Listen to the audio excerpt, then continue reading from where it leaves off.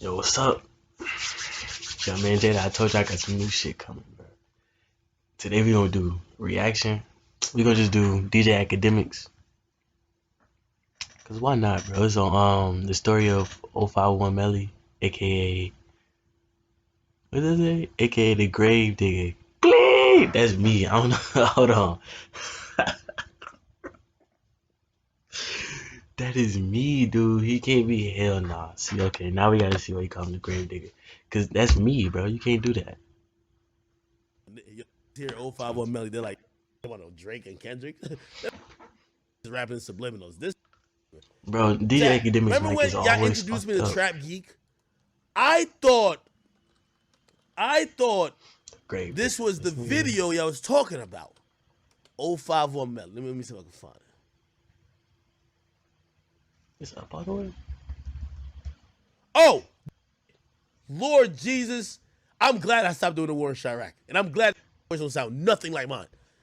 This, yo, it either works for the police or, god damn it, good luck getting a lawyer after he just, listen. First of all, I love the music. By the way, homie, whoever you are, no beef on love the music. The music is absolutely great. The music. For your eyes, yes, I'm reacting to a reaction. It's great. It's always like, it's like watching like the it's like watching one of these like documentary about like a serial, just perfect picking instrumental. Let me know all the information. Listen to the voice he uses. I think he uses a voice changer, which is also great because you know why? The thing is with me, everybody was like, "Yo, who is this guy?" He the feds. The high pitched voice, we fucking hate it. And they see my face, oh, I hate act. This guy doesn't show his face, uses a voice changer. All he does is collect cash. You know what I mean? But listen. Feds. Just because people used to come through shooting us every day. And this block, words can't even explain. Can't even explain. Yeah, man. Let's go Melly. Yo, money, man. They in the building. Damn, I ain't even got 600 boy, LA, man. LA Capone, man. Get it to him, man. Those two boys, man. Number 9, man. You can't break Brady fate.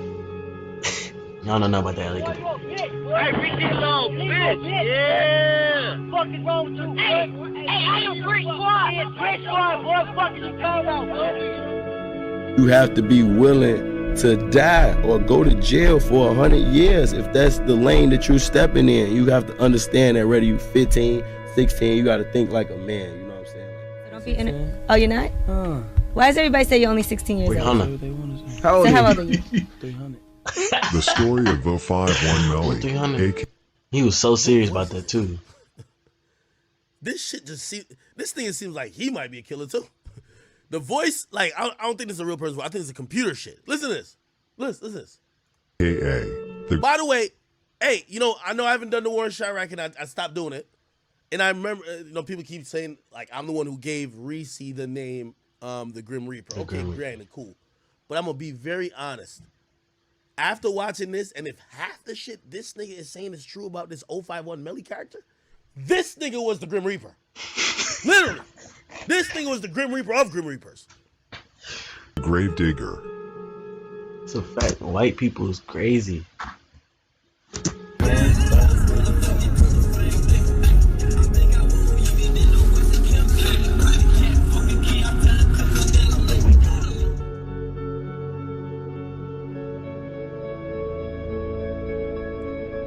I might skip through some of it because this nigga made an hour-long documentary. This shit look like it's a fucking hour long. This is all the evidence police would ever have on this nigga.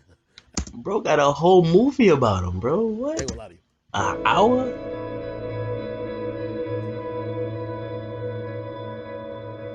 Here we go. 051 Melly, or the Grave Digger as he later became known as, was born on November 19th, I'm the Grave Digger. 1991, on the south side of Chicago. Melly, whose real name was Yarmal Williams, grew up with his brother Wu and his sister. All right, I'm gonna just get straight to the killings. I know that sound bad, but let me just get straight to the killings. Like, my bad.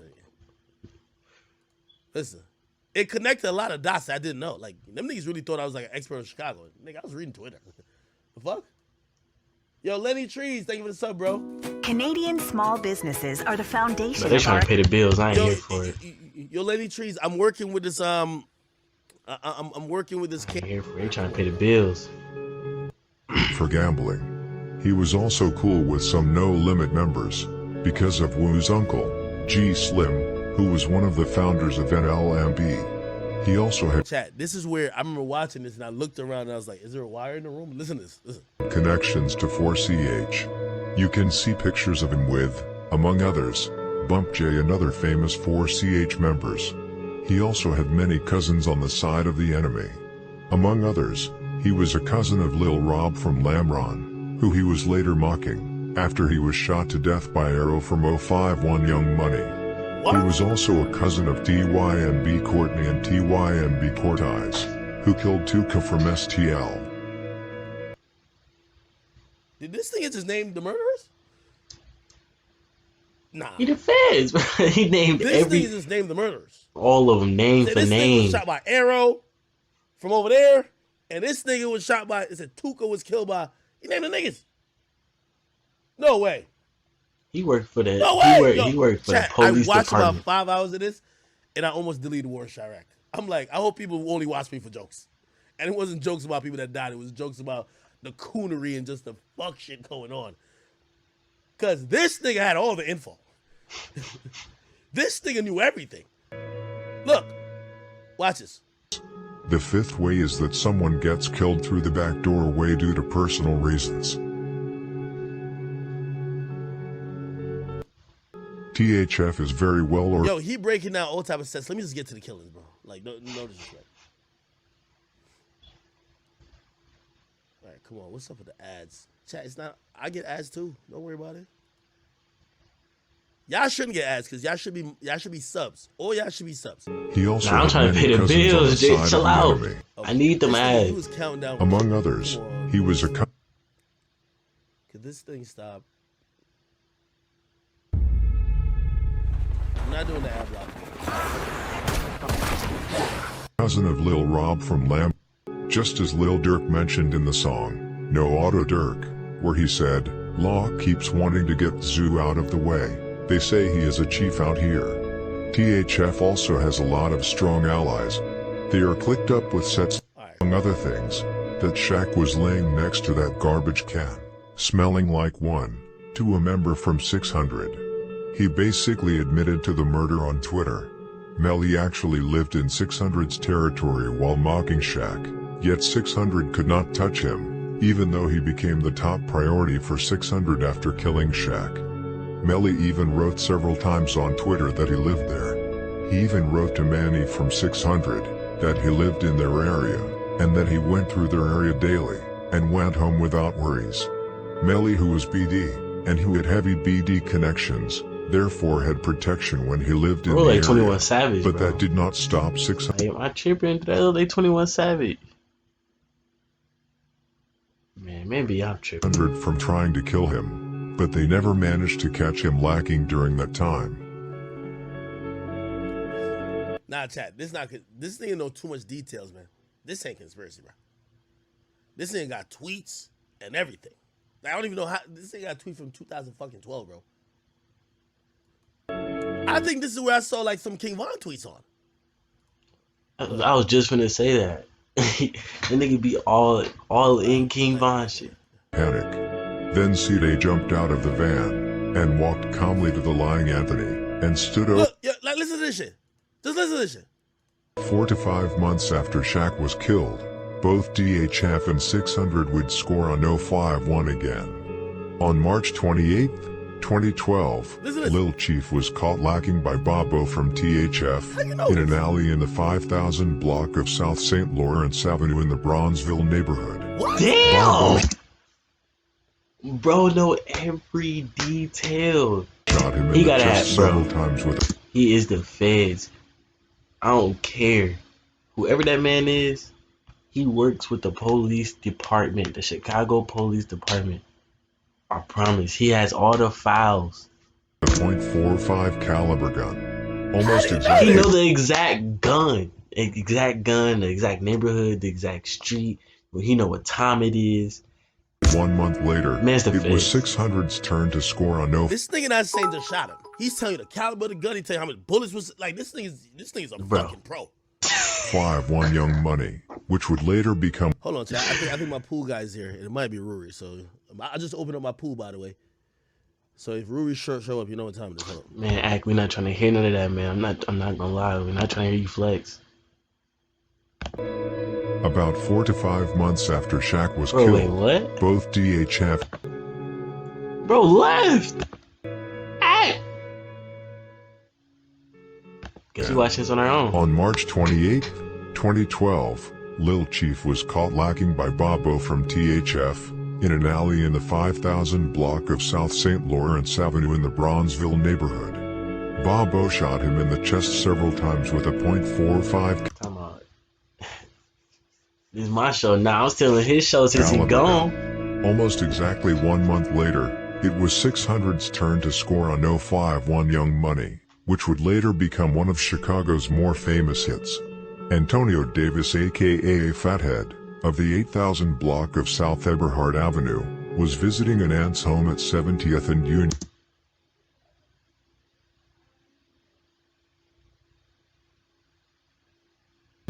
when he and his 22-year-old cousin Erica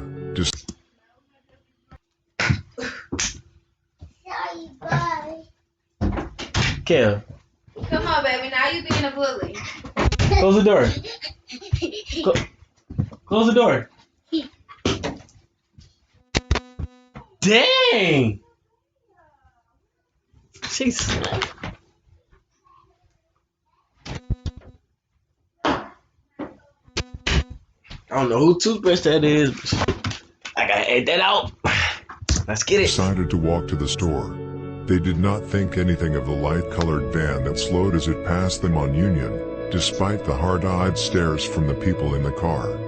But Erica recognized a man in a dark hooded sweatshirt when they encountered him on 69th Street. The one she recognized was L.A. Capone, who was driving the car. The side door on the van opened. D. Rose fired the shots that caused Anthony to fall to the ground, while Erica ran away in panic. Then C.J. jumped out of the van and walked calmly to the lying Anthony and stood over him and shot him. How he know he was calm? How he know all this? I already asked this question before, but he getting a little sus, bro.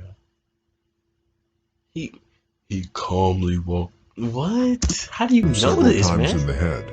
There are rumors of panic. Then C.J. jumped out of the van and walked calmly to the lying Anthony and stood over him and shot him several times in the head. This is not no action movie, no Black Thug movie, bro. What is this? He hopped out the van, calmly walked to him, stood over him, looked him in the eyes, said his catchphrase, shot him 5 times in the head. Man, get out of here, bro. This nigga's the feds. There are rumors that he tapped in with every security camera on every block. I'm telling you, Fathead was killed because he walked around and boasted that he was the one who killed Shaq. However, it is unconfirmed information. That's crazy as hell, though.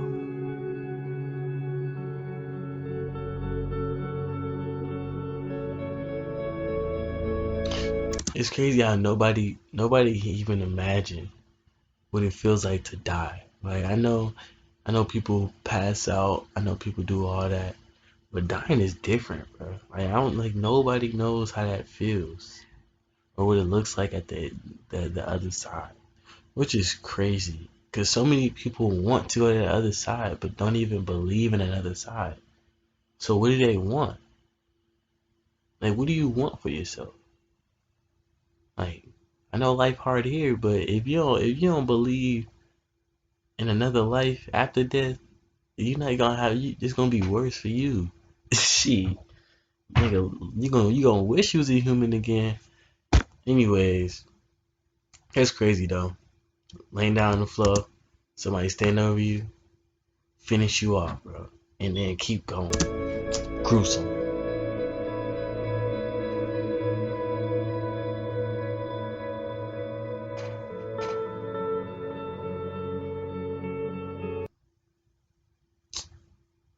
Act, bro.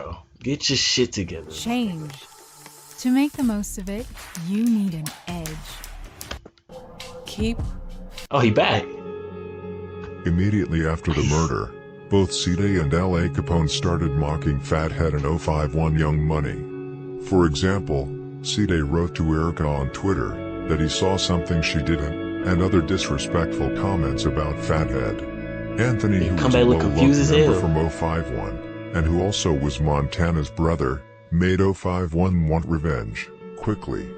Because C-Day, D. Rose and L.A. Capone basically all admitted to the murder on social media right after, 051 knew right away who to look for.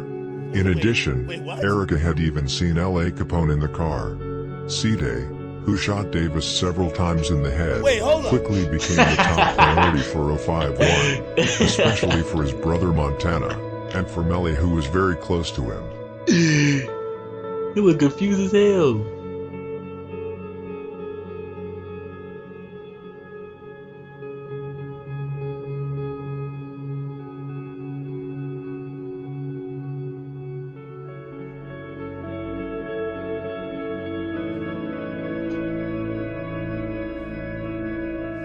That nigga fat. That nigga head is fat. I ain't gonna give it. That's a good nickname. Like, look. This is LA Capone.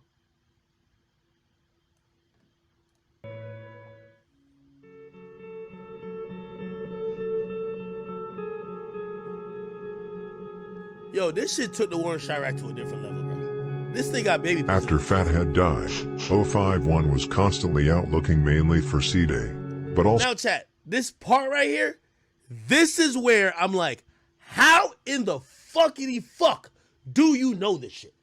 Just listen. So L.A. Capone and D. Rose, or any other 600 member to get revenge. A few months after the murder, after C-Day got out, after a robbery charge was set against him, 051 got their chance. 051 made an attempt to set C-Day up. They made him think he was going to meet someone to buy something. What he was going to buy is unknown, but probably either weapons or drugs. When C-Day went to the place to meet the person, Montana, Arrow and Melly were waiting in a corner to ambush C-Day. As soon as they spotted him, they popped out and started shooting at him, but C-Day started running immediately, and managed to get away without any injuries. Bro is different. He had a whole nother instinct. Like, 3 niggas shooting 3 guns, rapid fire, and you end up running away with nothing. Bro was in the Matrix. Bro took his blue pill.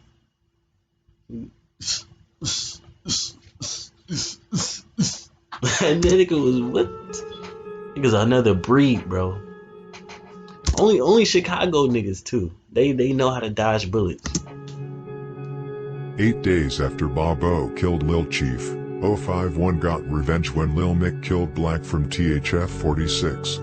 However, it would take about 4 months before 051 got revenge on 600. On November 1st, 2012, Kato from 051 killed Trix from 600. However, many from 600 thought that Trix was only a bystander, and that he did not belong to 600. C-Day was even mocking Trix on Twitter. A little less than a year later, 051 would score on 600 again. And this time it was one of the biggest scores in Chicago history. September 26, 2013 was the date when L.A. Capone's career and life would come to an end. After Erica had recognized L.A. Capone from the Fathead hit, L.A. became a big target, but also because he was a big profile for 600, and for Chicago in general. Lil Mick, 051 Rockhead and Mako from Met Boys were waiting outside L.A. Capone's studio. The 17-year-old rapper was later walking out of the studio with a friend, and then walked through an alley near 70th Street and Stony Island Avenue around 6:25 p.m. His friends said that Leonard walked to a corner, looking for their ride, wondering where their ride was at, then heard 4 shots, and Leonard was on the ground. Lil Mick was the one that ran up to LA and shot him from behind, striking him in the lower back and right thigh. Lil Mick, Rockhead and Mako were later all arrested and Nigga wasn't even going for for kills, bro. Niggas said I'm paralyzing you and I'm running away. That's it. You gonna remember me, but you can never catch me. These niggas are gruesome, bro. He went for the paralyzed, bro. He didn't even try to kill. He didn't try to execute him. He went straight for the lower back and thigh. Later convicted of the murder. Rockhead later snitched on Lil Mick. Oh shit, he murdered him? Oh shit. Saying that he was the only shooter.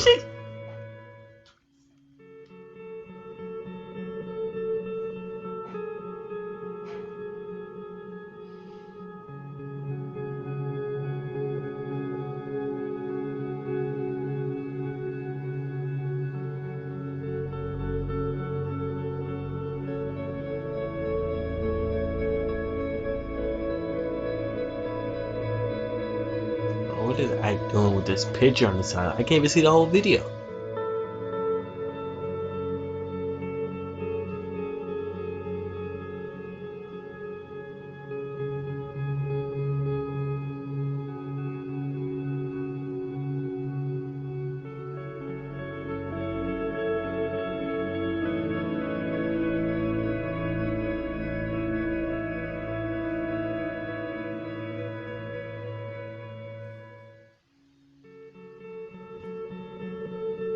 Thank you. Thank you. Thank you. Okay. What the fuck? Add.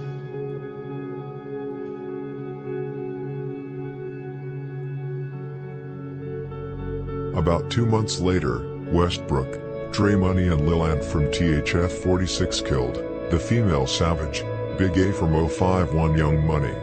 About 6 months after 051 killed L.A. Capone, 600 along with DHF would get their revenge for L.A. Capone by killing 051's most famous rapper of all time, and the one who put 051 on the map, Lil Mark.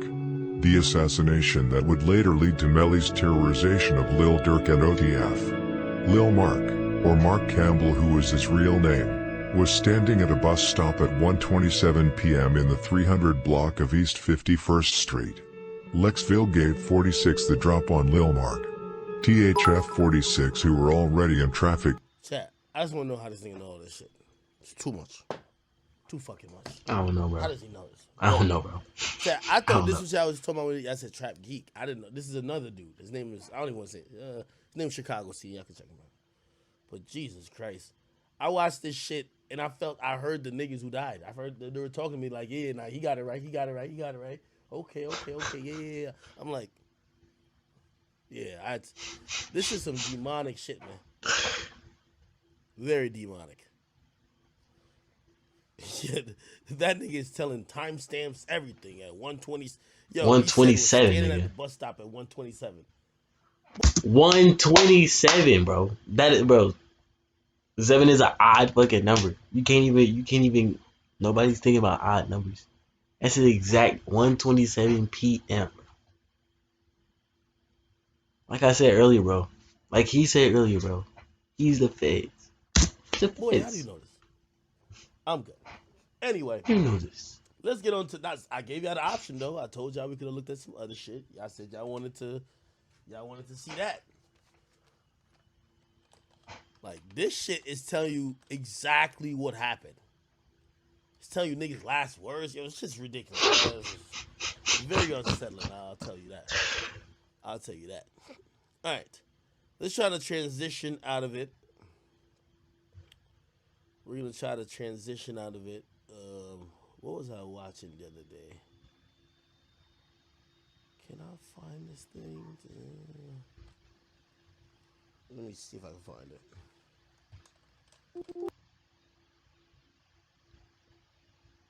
Bro, what? I guess that's the end of the video, man. Oh, shit. It's your boy Jumpman Jdot. We out, nigga.